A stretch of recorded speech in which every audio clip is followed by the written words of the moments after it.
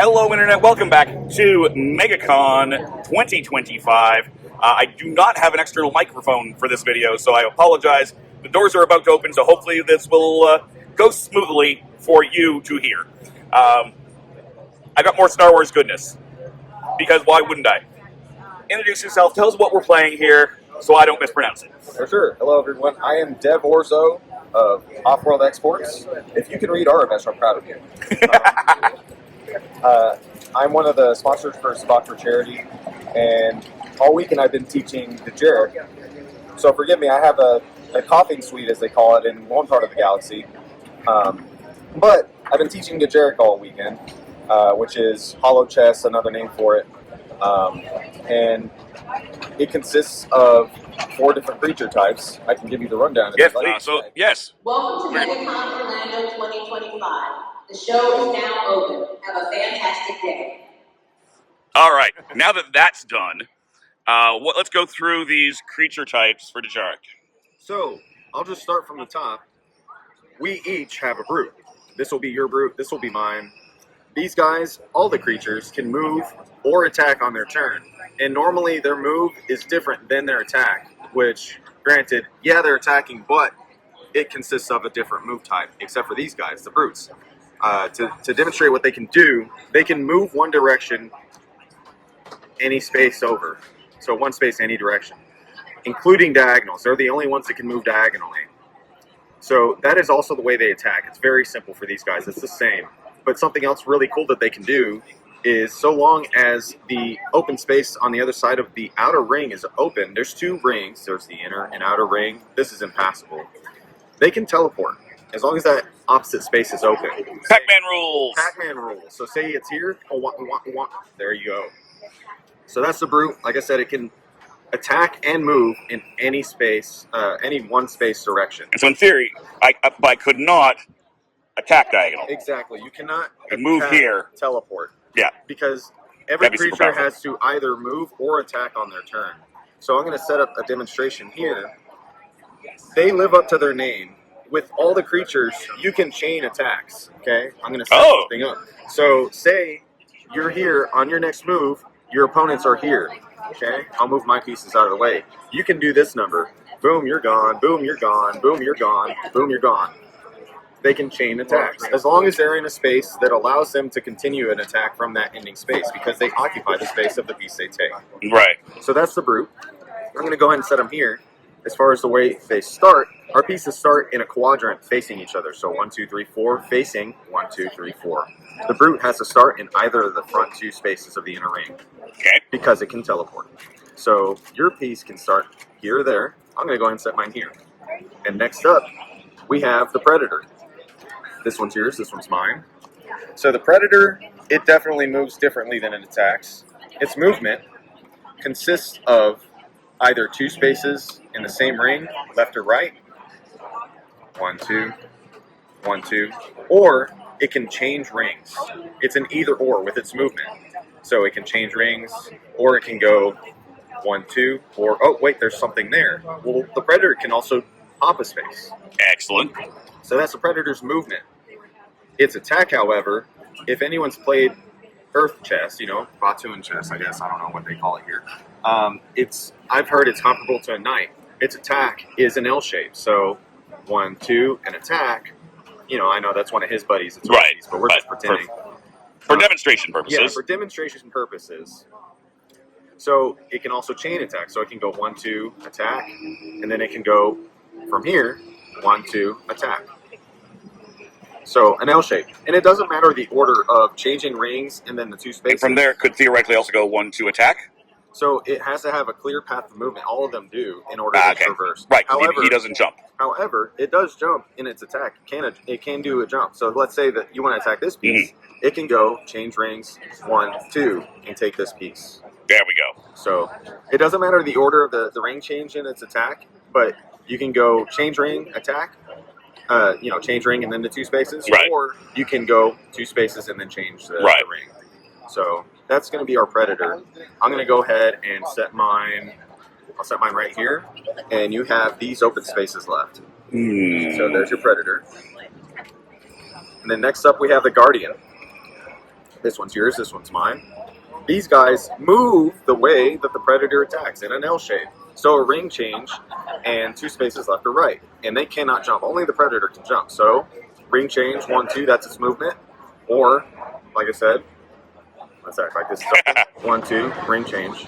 Or 1, 2, ring change. Or ring change, 1, 2. Any order. Right. So its attack is 2 spaces left or right in that same ring. So 1, 2, bam. And then chain attack, 1, 2, bam. So on and so forth. So that's real easy to remember. That's the Guardian. I'll let you set yours. And I'm going to set mine here. I'm going to set my Predator back. And lastly, we have this little guy, which he's a booger. So this is the Scout. It's a bit different. It can both attack and move, or move and attack in the same turn. And for its movement and attack combo, it does not have to complete its full range of spaces. The way it moves, however, is 2 spaces any direction except for what the Brute can only do, diagonals. It can't do diagonals. So it can go 1, 2. It can go 1, 2, 1. So from here, 1, 2, or 1, 2, you know, so on and so forth. They can't go 1, 2, or anything like that. Now, its attack, actually, let me let you in on a tip. Because it can move 2 spaces, it can even move back to its starting space. You can effectively pass a turn by doing this number, 1, 2. Okay. So return to the starting space, 1, 2, and see what your opponent's going to do. 1, 2, pass the turn. So its attack, however, it can attack and move in the same turn. I'll give you a full demonstration of the fact that it does not need to complete its full range of movement. 1, 2, attack. Okay, so this will be its attack E. It can go from here, 1, 2, attack. It can even do it from here, 1, 2. It can do it from here, 1, 2, attack. You get the point. But its attack is, it has to be either in front of or behind the piece that it's attacking. So the opposite ring. So let's switch that around. It can go 1, 2, attack, so on and so forth. Right. So in front of or behind the piece that's attacking, it cannot chain attacks. And I'll go ahead and set mine in the final space. And before we begin, there are 3 final rules. First rule, it can start at the game and last to the end of the game, is if any creature has not been moved since the start of the game, it's protected. It can't be attacked. And I've seen this happen quite often, where one piece is left hasn't been attacked because it hasn't moved. You can use that to your strategy and see what your opponent is paying attention to or not paying attention to, and set them up to go after a piece that is still protected. There's a lot of play where something I tell people to do for strategy is play against yourself, because you're going to be an opponent that you have to think for several steps ahead, and then you get in that mode and you actually play against another opponent and you're thinking for their moves as well, and you can strategize. You can herd pieces. You can goad pieces into attacking a piece that you're okay with losing because you can set up a chain. So you'll find strategy in doing that. But that is the start of game rule, where if it hasn't moved, it's protected.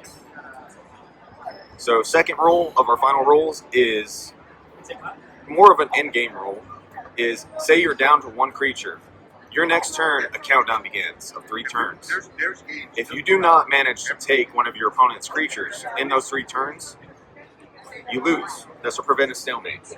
So say you do take a creature and you have 1 turn left or 2 turns left, that countdown never goes away. It only resets, again, to prevent a stalemate. Now, the final and most important rule, and a little bit of personal history, I have yet to lose to anybody except Wookiees. If you're playing against a Wookiee, you must always let the Wookiee win.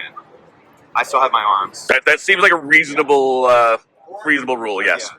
I mean, I'll go ahead and let you roll a chance cube and see who goes first. Blue, you. I'll go first, so I'll go ahead and move my Guardian here. It's an L shape. I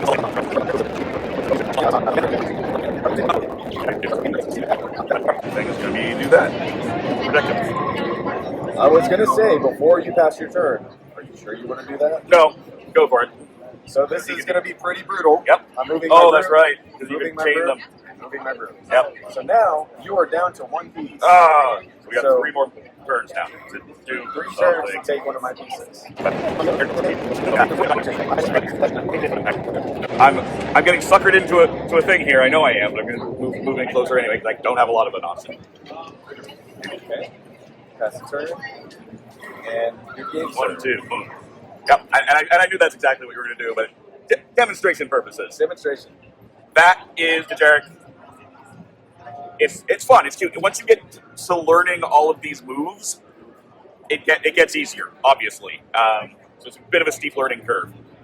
Why don't we take a look at some of the stuff you've done with this? Because I know you've also got a travel set. Yes, sir. So let's take a look at some of those. Yeah. So, OfworldExports.com, and you can download and print this where you can cut out your play pieces, your board, as well as it comes with your own instructions.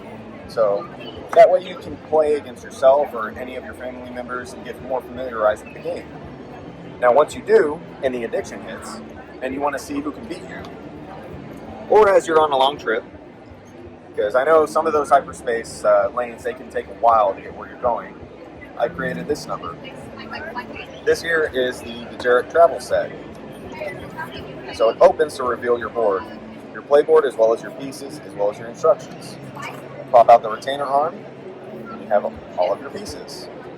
So each one is also set up. I'll give you a heads up. I'm making an advanced rule set for this, so that these are already set up for it in a way. If you look at the bottom of all the pieces, actually the top of the base has the brute labeled, it has the guardian labeled, it has all the different creature types labeled so that you can easily reference what is what. So there's our brute. Now the bottom of the base has these symbols, whichever way the creature is facing. Right now the brute is attacking. There's a guarding mode. You can actually pop the piece out of the base and flip it and change its mode, because there is an advanced rule set where it uses these point spips. There's 13 on each side. Things like you can change the creature mode, you can bring a creature back. So there is that, as well as the fact that you can pop these pieces out. And another heads up is I'm coming out with a drop-in module and acrylic UV reactive pieces, so it will light up your pieces. And that'll just run on 2 little cell batteries. I'm also doing alternative play pieces like different ships, classic heroes and villains. Say you have Han, Luke, Leia, Chewie, Boba Fett, Vader. So beyond that, I also want to develop rules where, say you have Boba Fett, and you can carbon freeze a piece for several turns. So that's something I'm working on. This comes with everything you need to be able to play, in addition to the rules that you see in the print play set. So each player has their own rules, front and back, with the move sets.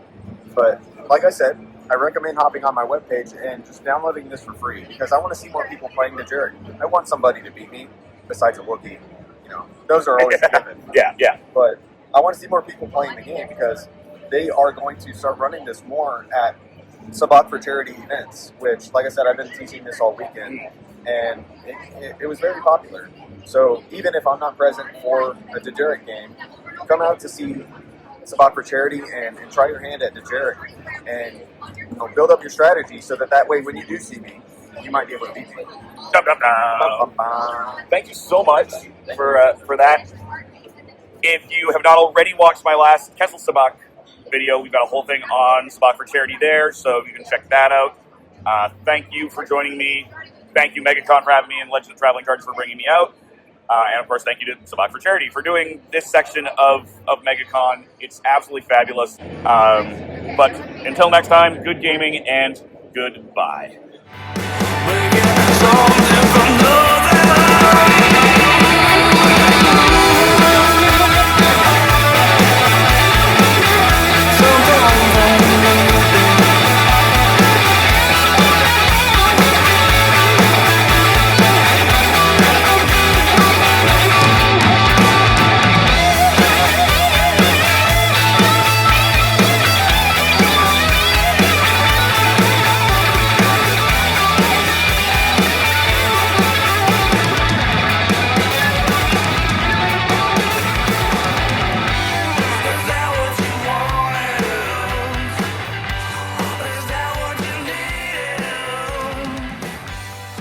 I suggest a new strategy, Artu.